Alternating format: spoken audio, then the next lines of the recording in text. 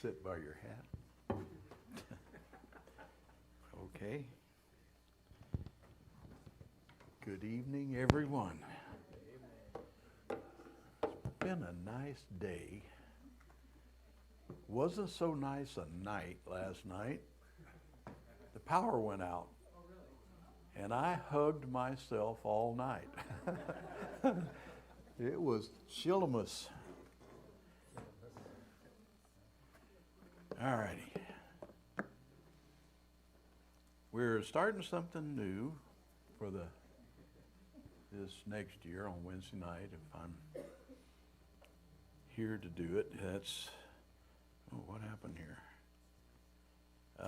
We got in our studies so far, we've done a lot of videos that show the overview of different books of the Old Testament, and we went through 1st and 2nd Samuel, 1st, 2nd Kings, and Chronicles. But I wanted to go back and look at the beginning of the concept of the kingdom as it's found in the Scriptures, and how all of this, from the time of 1st and 2nd Samuel, we have this story of the kingdom of heaven that has been played out throughout there's not one prophet that doesn't talk about the coming of the eternal kingdom. And so I want to go back and I want to ask you, where does that start in the Old Testament? Where's the first place that we know of that it talks about a king? Where did they ask for a king? Samuel. Okay, all right. Anybody know the chapter and verse of where that begins? In 1 Samuel chapter 8, did I ever get this up? No, I didn't. Okay, hang on a second here. In 1 Samuel chapter 8 and verse 4, we have that's a beautiful sunset, I'm telling you. We have Samuel as the last judge. He has appointed his 2 sons to be judges, and the people did not want that because his sons were crooked as an orange tree limb. Yeah, that's pretty crooked. Excuse me. So in 1 Samuel chapter 8, we'll begin in verse 1. What happened there?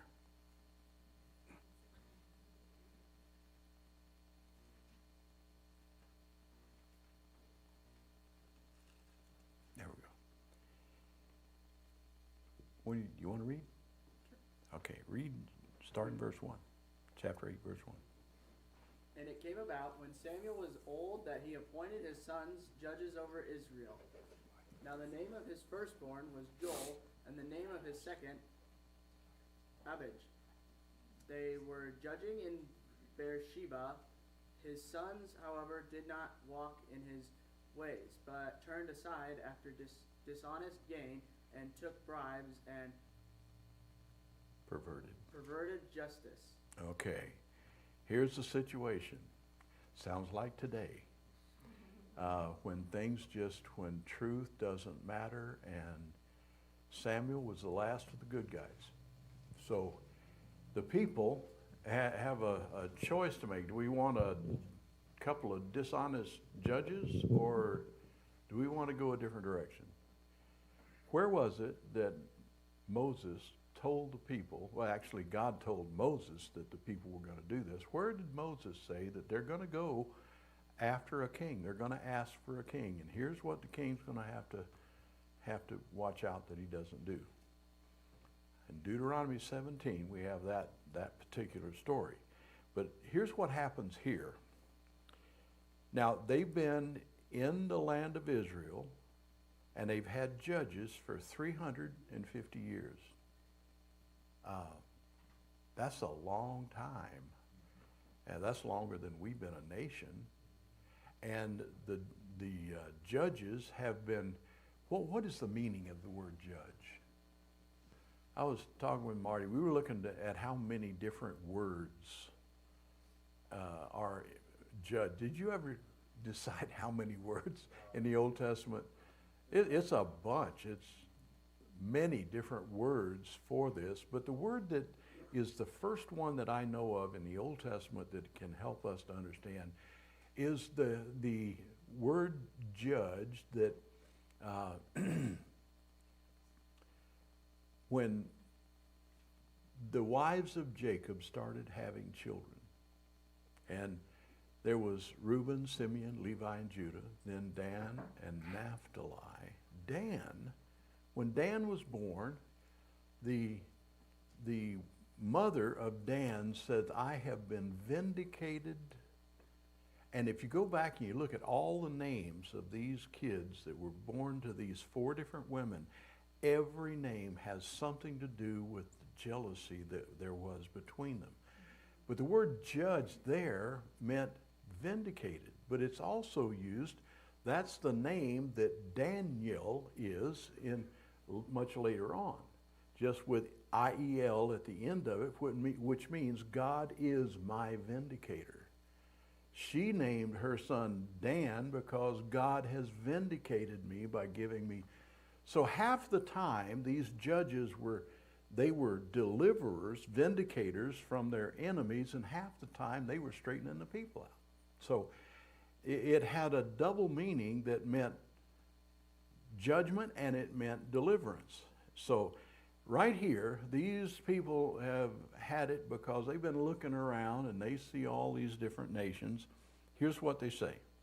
All the elders came to Israel, gathered together, and came to Samuel at Ramah. And they said to him, Behold, you have grown old, and your sons do not walk in your ways.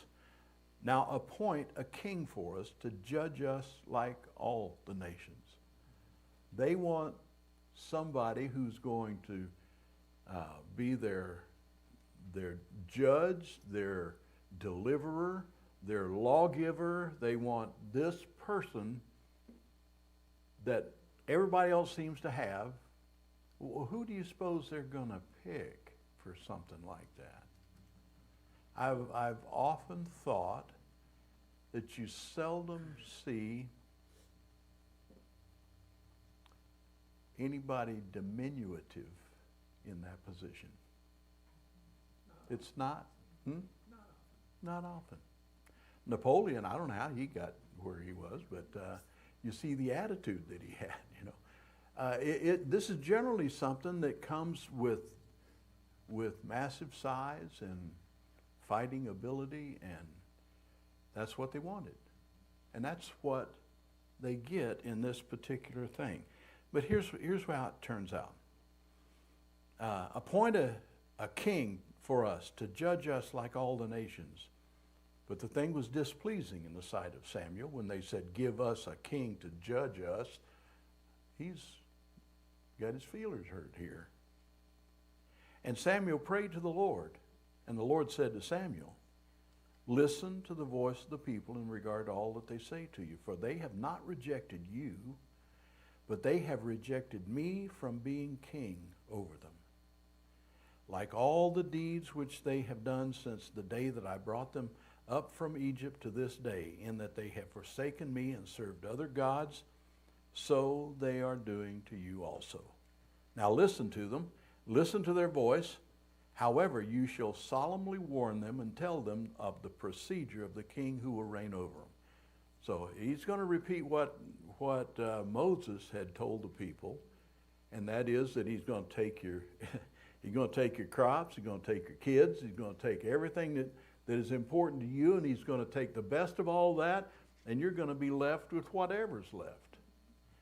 So that's what happened. And that's where we start this concept of the kings over Israel. So, who was the first king? Saul. What tribe was he from? Benjamin. What was he like? Tall, handsome. He he was head and shoulders over every. Is this a hyperbole? You suppose he was the absolute tallest by a head and shoulder over everybody in his? That's what it sounds like. But one thing we know, he wasn't somebody you didn't notice in a crowd. So that's what everybody wanted.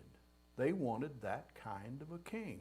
So that is what God chose to give them, was the kind they wanted. And it's going to be a lesson forever that they chose that man, and that man turned out to be what he was. Well, what would you call him at the end? What's interesting about him is it wasn't too far at the beginning from what it was at the end, because when they went to crown him, he was hiding in the luggage. Yeah, he wasn't even crowned king yet, and he was terrified and hiding in the baggage car, or something close to that. Well, in the end, he was afraid of the people, and so he said, I'll offer a sacrifice. Well, he blamed it on the people anyway, yeah. Well, the people, they kind of like Adam and Eve, and everybody has somebody to blame, right? So, let's go from here, and I want to now go to the one of these videos and look at 2 Samuel. I want to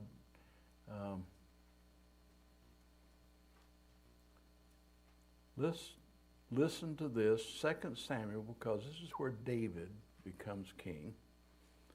And I want to look at a few things here. Well, we're going to start with the book of 2 Samuel. Check out the video on 1 Samuel where we were introduced to the book's three main characters, Samuel, Saul, and David, and then also to the book's literary design, which first introduced Samuel and then traced the rise and fall of King Saul in contrast to the rise of King David.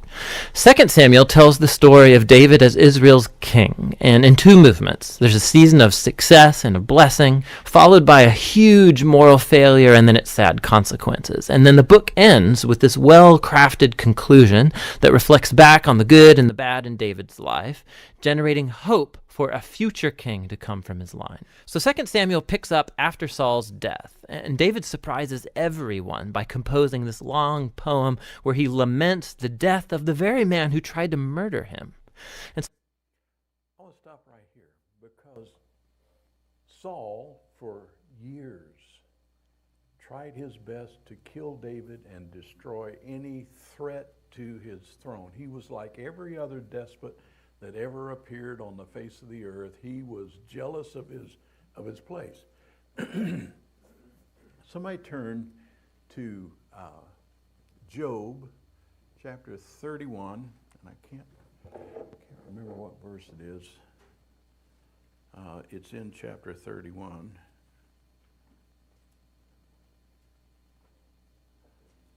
I'll see here.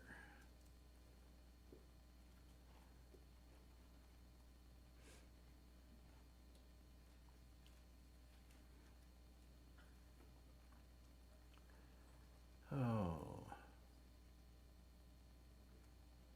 where is that? I have trouble finding this every time I want to find it.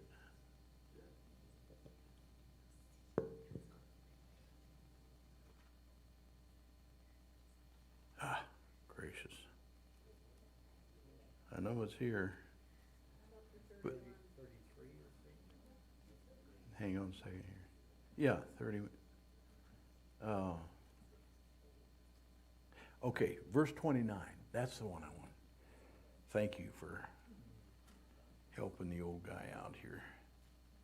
Here's what what Job says, and if you look at how he words this, he's using this to describe what a good man actually is, right? He says, have I rejoiced at the extinction of my enemy, or exulted when evil befell him? When you read how David reacted at the death of Saul, what story there actually stands out to you about how David felt about this man who tried to kill him for years. He killed the Lord's anointed. He was sorrowful. When the guy came to him thinking he was going to get a reward by telling, he put him to death. Because you don't rejoice over somebody that you were loyal to, even though they tried to kill you. That's what Job says is a good man. That's the kind of man that God actually wanted for this office, but he let the people have their choice first so that they could see the contrast. And David was, up until this sin we're talking about, up until Bathsheba, was that kind of man. Immediately after Nathan came to him and told him that he was this guilty guy that he portrayed in this story that he told him about the rich man taking a poor man's lamb, and you, O king, are that man.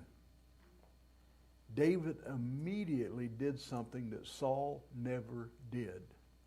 He humbled himself. And that's the difference that we're going to see. And we're going to follow that because David's going to become the gold standard, not of behavior, but of desire to serve God. He stumbled and fell like everybody does. But the difference is, David always humbled himself before God. Once again, the author, he's presenting David's humility and compassion. He's a man who grieves the death even of his own enemies. After this, David experiences a season of success and God's blessing. All of the Israelite tribes, they come to David and then they ask him to unify all the tribes as their king. And so the first thing David does as king is to go to the city of Jerusalem. He conquers it, and he establishes it as Israel's capital city, which he renames as Zion. And from there, David goes on and he wins many battles and expands Israel's territory. Now, after making Jerusalem the political capital of Israel, he wants to make it their religious capital as well. And so he has the Ark of the Covenant moved into the city.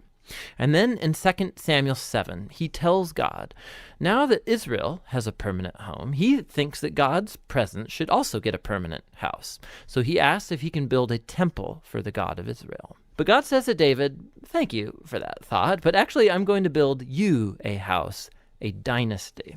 Now, 2 Samuel 7, this is a key chapter for understanding the storyline of the whole Bible, because God here makes a promise to David that from his royal line will come a future king who's going to build God's temple here on earth and set up an eternal kingdom.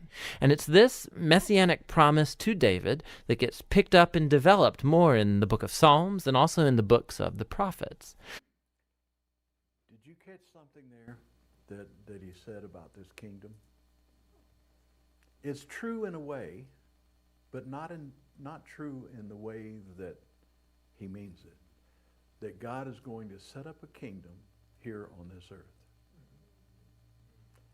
This is going to be a theme that anytime you're watching a video or anything that's produced just generally out there in Christendom, beware of this concept of this earthly kingdom.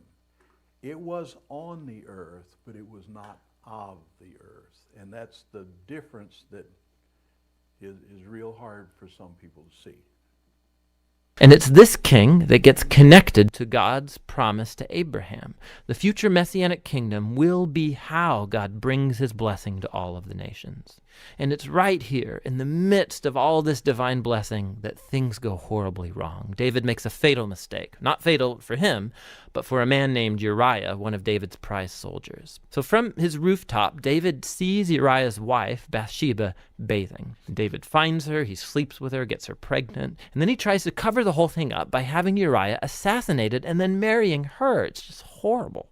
So when David's confronted by the prophet Nathan about all of this, he immediately owns up to what he's done. He's broken, he repents, he asks God to forgive him, and God does forgive him, but God doesn't erase the consequences of David's decisions. And so as a result of this horrible choice, David's family, his kingdom, it all falls apart. And it makes this section a tragic story, much like Saul's downfall. Now, excuse me. I want you to keep this in mind. What the book of Samuel and 1st and 2nd Kings, what they do is they tell the story as it happens. It's like a newspaper that reports everything that takes place. The book of Chronicles, which in the beginning was just one book and was later separated into 1st and 2nd Chronicles, what Chronicles does is it comes at these stories and it uses the previous stories as a record that of what happened, but it's like it's edited. It's edited by God for a different reason. The book of 1st and 2nd Chronicles is written as a different perspective of the same events that took place. You're going to find that 1st and 2nd Chronicles do not list any of the faults or the weaknesses of David. Does that mean it's not true? Why would a writer do that? Or why would God have a writer write the same events and look at it from a totally different perspective? Why not put the flaws and the faults and the mistakes in the second one? So I think it's designed to take away a different message. What would be the different message? More of a historical,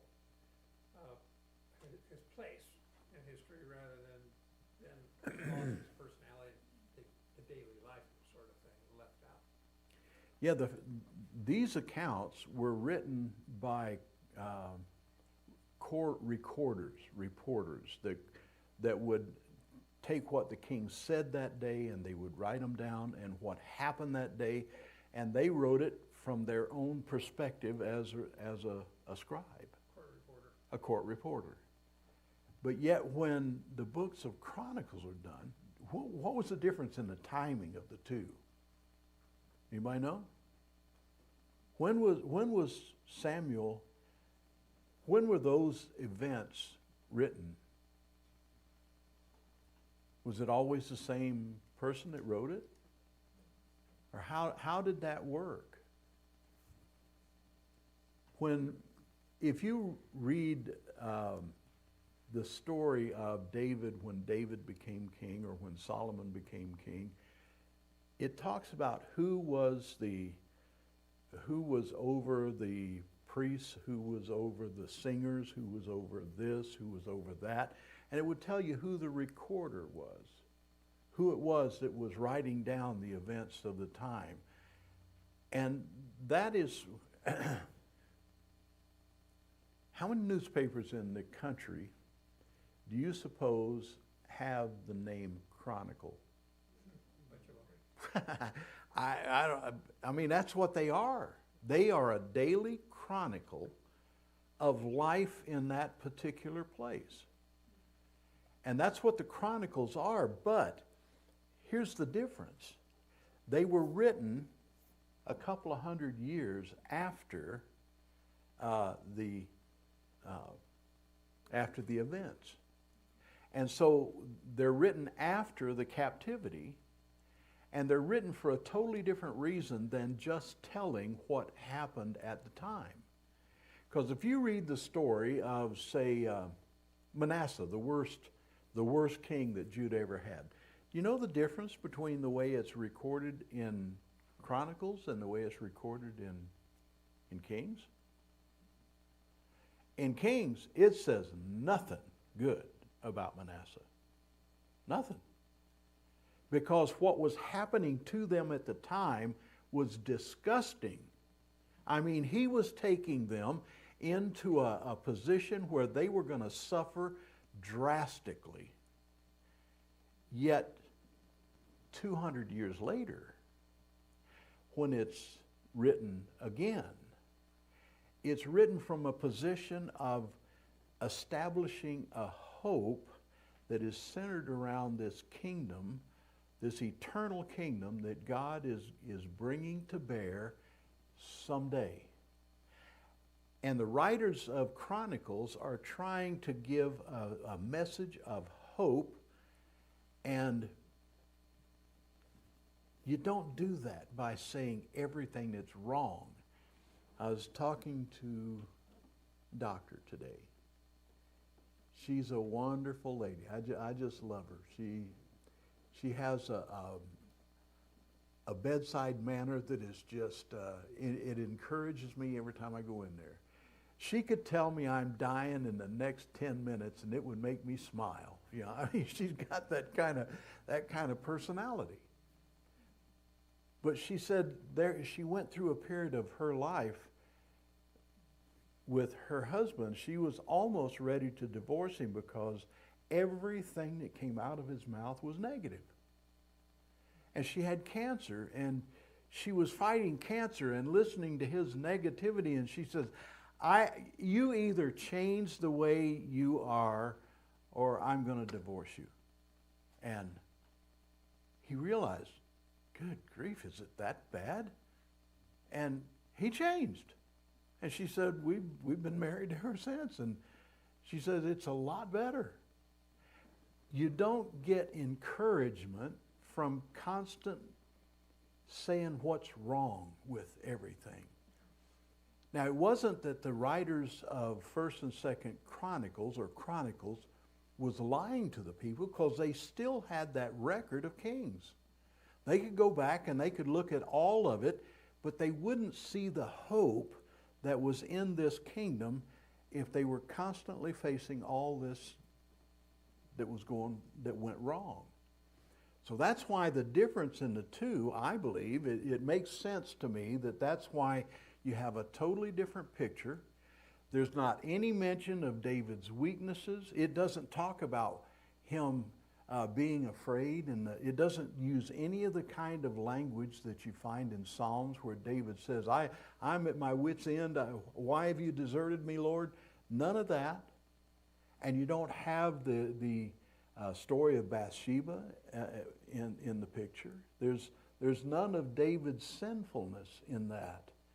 He becomes the picture of the shepherd of Israel, the Lion of Judah.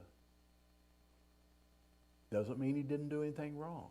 It means that this is the one who, even though he did wrong, he still humbled himself every time that he was faced with that. Also, it doesn't talk at all hardly about Israel versus Judah. No, it doesn't. It doesn't even mention Israel. It does not even mention all the bad kings. And why is that? Why would you say that the kings of Israel, northern kingdom, were not even mentioned?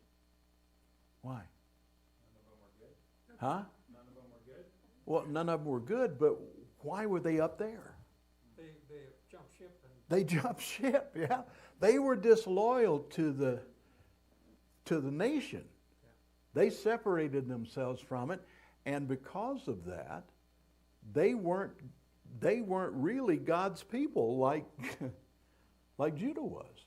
Even though there were 20 kings, basically in both. There were 19 kings and one witch of a queen in Judah. And she wasn't even of the lineage, so she wasn't even a part of it. She just usurped that position, Athaliah. But all 20 were bad in the north. All 20 were bad in the north, and only 8 were good in the south. Manasseh, one of the very worst, when you read his story in Chronicles, it ends it with him in the last 5 years of his life doing everything he could to turn that rotten ship around. So, that's the differences that we're going to notice as we go through. that sounds a lot like repentance. It is. Well, yeah. You talk about turning. Yeah, this is like turning a massive truck around with no power steering. You know, whew, he had a tough job on his hands. So David's sons end up repeating his own mistakes, but in even more tragic ways. So What happened? Amnon sexually abuses his sister Come on. Tamar, What and do I then their do here? brother Absalom finds out about all of this and has Amnon assassinated. And then Absalom goes and he hatches the secret plan to oust his father David from power, and he launches this full-scale rebellion.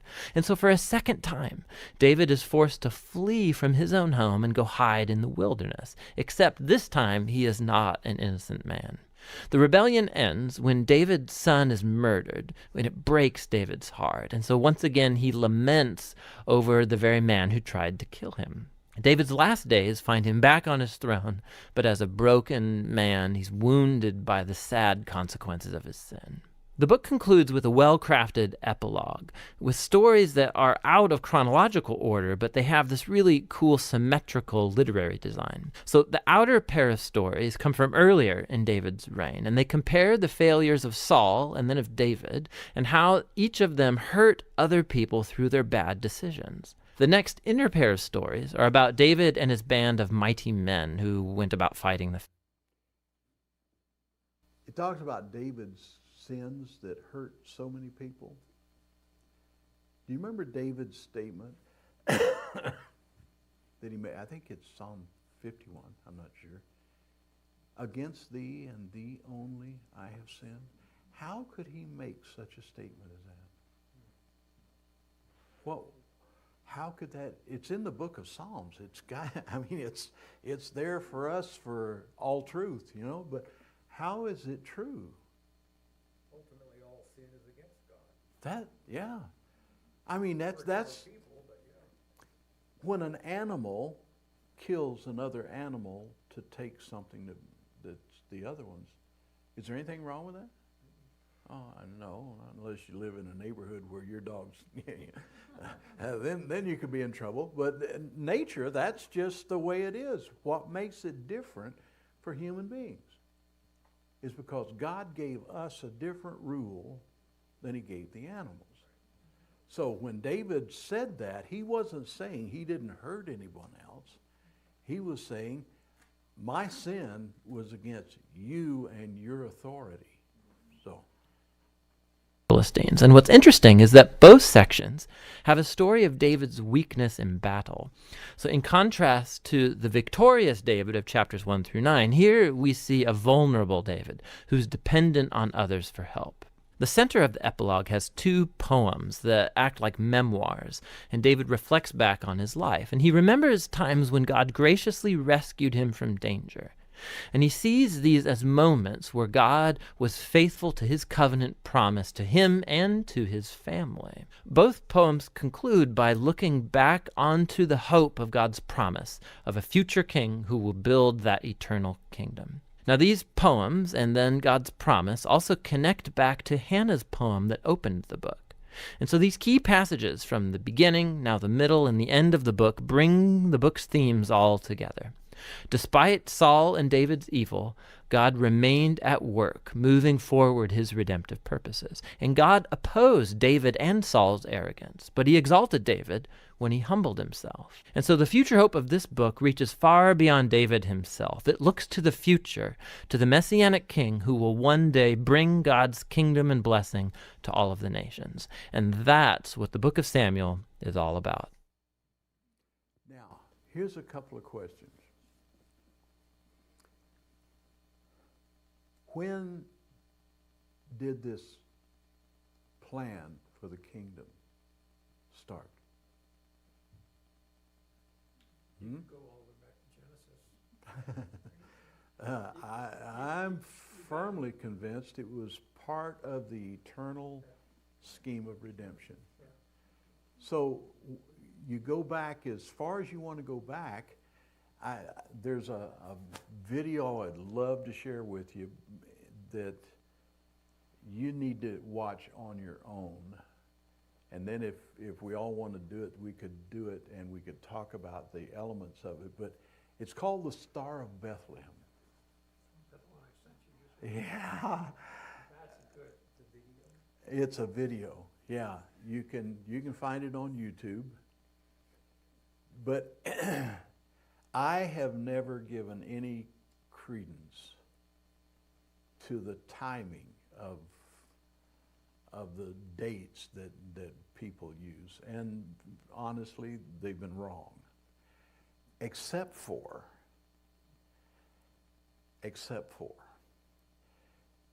there's a lawyer that started investigating this. He's not an astronomer, and he started toying with it because his daughter wanted him to put something out in the yard because all the neighbors had big, you drive through this neighborhood and their house was the only one that was dark. And so she wanted something out there, and he finally settled on putting some wise men out there. And he put a star up in the tree, and that's all that he did. He said, I don't want to get off into all this pagan stuff. He says, I'm going to stick with what the scriptures have. And he said, I wondered about the star.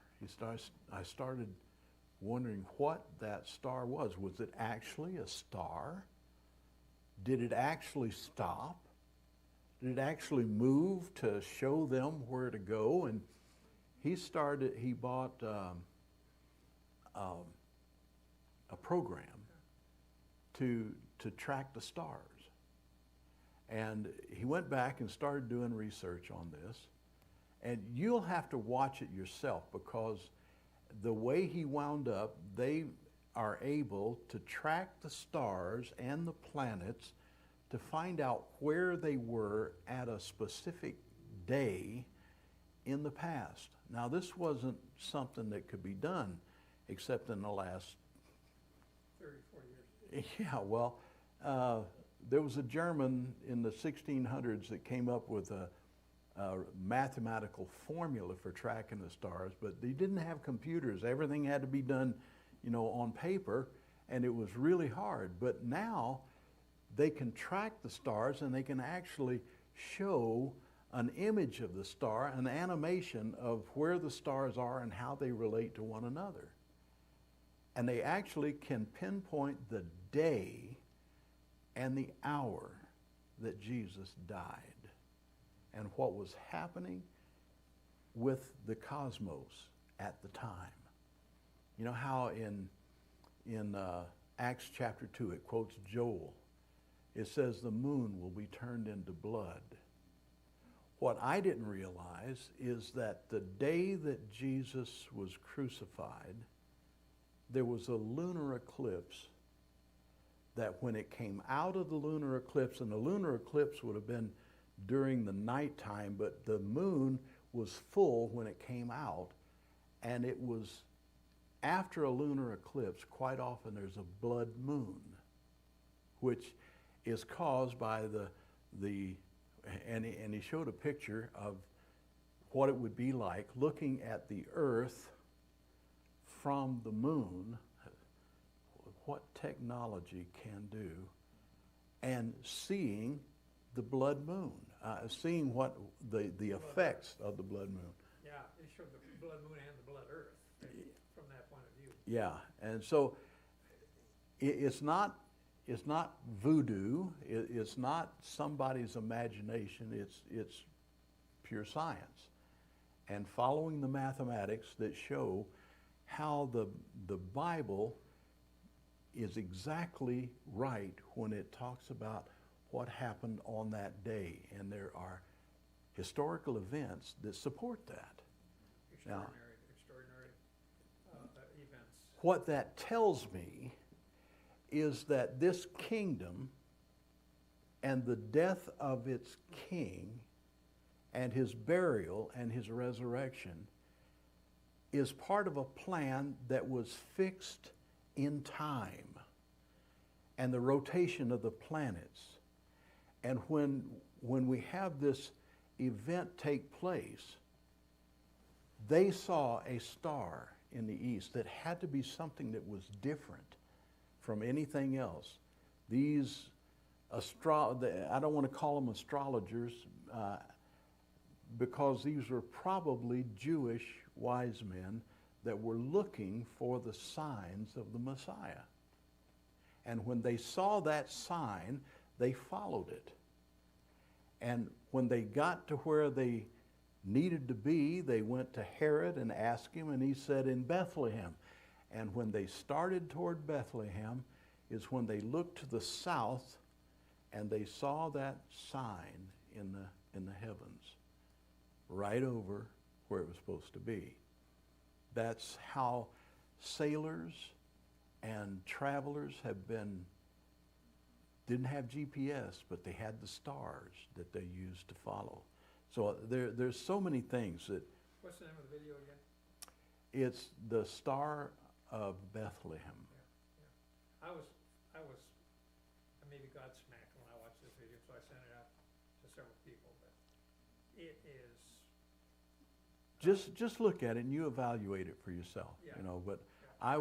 I was very impressed with the It's with the science of it. It's like a drum beat. This happened, and this is extraordinary, but it doesn't stop there. Then this happened, and then this happened, and then this happened.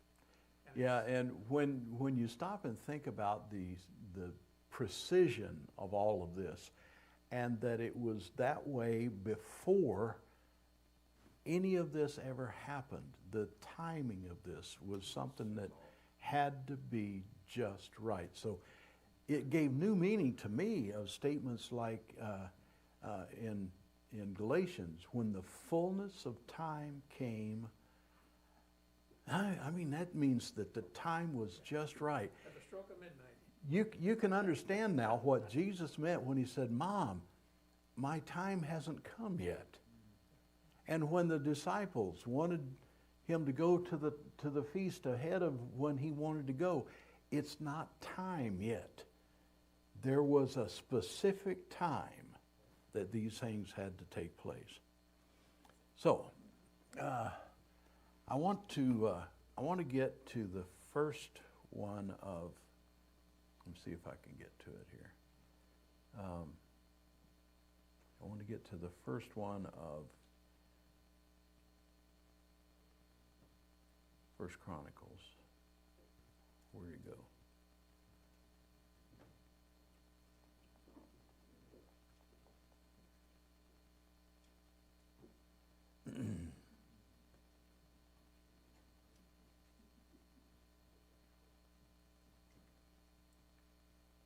The books of 1st and 2nd Chronicles. While they're two separate books in our Bibles, that division is not original. Due to scroll length, the book was divided in two, but it was written as one book. One coherent storyline. Now, in our English Bibles, Chronicles comes after the books of Samuel and Kings, and most of Chronicles is actually repeat content from those books. And so most modern readers, when they come to Chronicles, they think, wait a minute, I just read all of this, and so they skip it. And that's a shame, because this book is really unique and important in the Bible. In the traditional Jewish ordering of the Bible, Chronicles is actually the last book, because it summarizes all of the Jewish scriptures. The first word in the book is Adam, the first character at the beginning of the story, and then the last paragraph announces the return of Israel from exile. Now, we don't know who wrote this book, but we can tell from details within it, it was produced by somebody who lived a couple hundred years after the Israelites returned from the Babylonian exile. Now, for this author, Jerusalem and the temple were rebuilt some time ago, and as we learned from Ezra and Nehemiah, things were not going well. The great prophetic hope was that the city and the temple would be rebuilt, that God would come to live among his people, the Messianic king would come, and all the nations would come live under his peaceful rule, and none of that has happened. And so the author of Chronicles has reshaped these stories of David and Solomon and the kings of the past in order to provide a message of hope for the future. And we'll see that he's designed this book to emphasize two clear themes. First, the hope of the coming Messianic king, and second, the hope for a new temple. Let's just dive in and you'll see these themes all over the book. First Chronicles begins with 9 chapters of genealogies, long lists of names. And you'll read these and think that this is kind of boring, and that may be true for you, but actually they're very, very important. The author is summarizing. Why do you suppose these genealogies are important? So that know that the earth is 6,000 years old. Hmm? It shows that where the lineage of Christ comes from. That's the important thing. And what lineage is this Christ going to come through? Judah and David. Not just Judah, but David. So all of these names in here, 9 chapters. If you find that exciting, I don't think I want to read with you. There are things about this that are exciting, though. And when we get to looking at it as we go through it, there are certain names I want us to trace down, because what you'll find as we go through this is that you'll see a couple of names that you recognize and you heard the stories of it, and it'll get off on names you never heard of, don't even spark interest until you get to another one that you remember the story of that. But the beauty of it is all the way through, it's showing the lineage of this man from Adam all the way up to Christ Jesus. It's extremely important that we see the connections in this. And it's why, is it exciting? No. Is it accurate? Yes. This is like a manual where you have all the answers to any question. Why was lineage important in the Old Testament?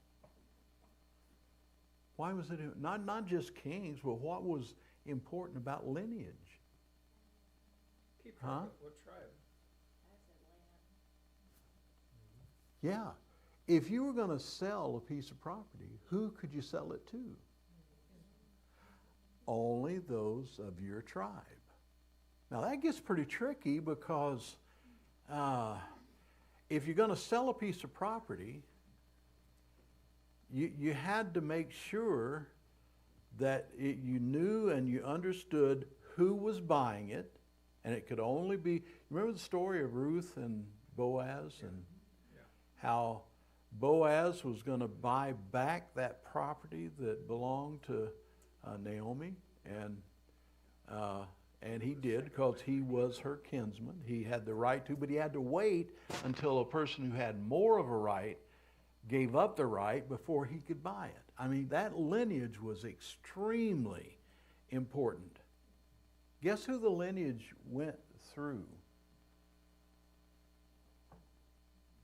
When they had to check, who did the lineage go through? Huh? If there was a question about lineage, what was the answer to the question? Huh? What I'm asking, you're right. I mean, that was the birthright. But they never went through the man. It had to be proven through the woman. Why? In those days, they didn't have DNA testing. There was no such thing as a paternity test. So you claim that that's my father? The only real legal thing was who your mother was. That's kind of an interesting thing, you know. But the lineage, that's why you find both lineages of Jesus in Matthew and Luke. Because the lineage had to be proven. You could not be a priest without it being proven. You had the right to. You couldn't be a high priest without being from the right family in that lineage. So, I mean, there are so many things that make this important. And 9 chapters of it, boring as they might be, were important in Chronicles. Here the whole storyline of the Old Testament by naming all of the key characters in the stories. And as he does so, he shapes the genealogies to emphasize 2 key lineages. First is the line of the promised Messianic king. So lots of space is dedicated to tracing the line of Judah that led all the way to King David, to whom the Messianic promise was given. And then from David, the author traces that line up into his own day. The other family line that receives lots of attention here is that of the priesthood, the descendants of Aaron, who, of course, served in the temple. And so right from the start, you can see the two main themes: the author's hope of the Messiah coming to build a new temple, and it's rooted in these ancient genealogies. Now, after that, the author moves into the stories about David, and most of these are going to be familiar to you from the book of Samuel, but again, there's some really important differences. So first of all, the author leaves out all of the negative stories about David, where he's portrayed as weak or immoral. So Saul chasing David around the desert and persecuting him, the story of David's adultery with Bathsheba and then murdering her husband, all of that is gone. And what's left are the stories that portray David as a good guy. And not only that, there's also new additional material that you won't find in the book of Samuel that shows David in a very positive light. So there's a large block of chapters where David makes preparations for the temple. He arranges resources and builders and Levites and choirs. And not only that, the author also portrays David as a Moses-like figure. God gives David plans for building the temple just as he gave plans to Moses for building the tabernacle. So why all this new material about David? The author's not trying to hide David's flaws. He knows that anybody can go read about them in the book of Samuel. Rather, he's trying to portray David as the ideal king in order to make him an image or a type of the future Messiah from the line of David. It's very similar to how Jeremiah or Ezekiel spoke of the coming Messiah as a new David. This is most clear in how the author retells the story of God's covenant promise to David in 1 Chronicles 17. When you compare this story with its parallel in 2 Samuel 7, you'll see that the author of Chronicles is highlighting that neither David, nor Solomon, nor any of the kings from his line were the Messianic king, and that when the Messiah does come, he will be a king like David. And so for this author, these stories about David from the past are what sustain his hope for the future. After David dies, we move into 2 Chronicles, which focuses on the kings that lived in Jerusalem. And again, there's lots of overlap with 1st and 2nd Kings, but there are many key differences. So the author has left out all of the stories about the kings of northern Israel, so he can just focus on the line of David. And there's lots of new material about these kings from David's line. He highlights the kings that were obedient to God, and he adds new stories about how their obedience led to success and God's blessing.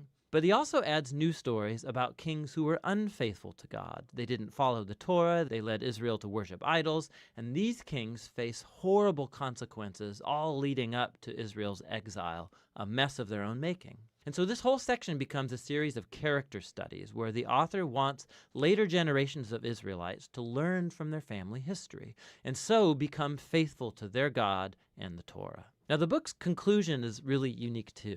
At the very end of the book, the king of the Persians is named Cyrus, and he tells the Israelites that they can go back home, return from exile, rebuild the city and the temple. And he says, last line of the book, "Whoever there is among you, of all his people, may the Lord his God be with him, and let him go up." And that's how the book ends, with an incomplete sentence. Now, of course, the author knows about the first return from exile and the stories of Ezra and Nehemiah, but clearly in his view, the prophetic hopes of Israel were not fulfilled in those events. And so this incomplete ending shows that the author's hope is set on yet another return from exile, when the Messiah will finally come to rebuild the temple and restore God's people. And so the book of Chronicles, it's the final book of the Jewish scriptures. It ends by pointing forward. It calls God's people to look back in order to look ahead, because the past has become the source of hope for the future. So Chronicles concludes the Old Testament as a story in search of an ending, and that's what this book is all about.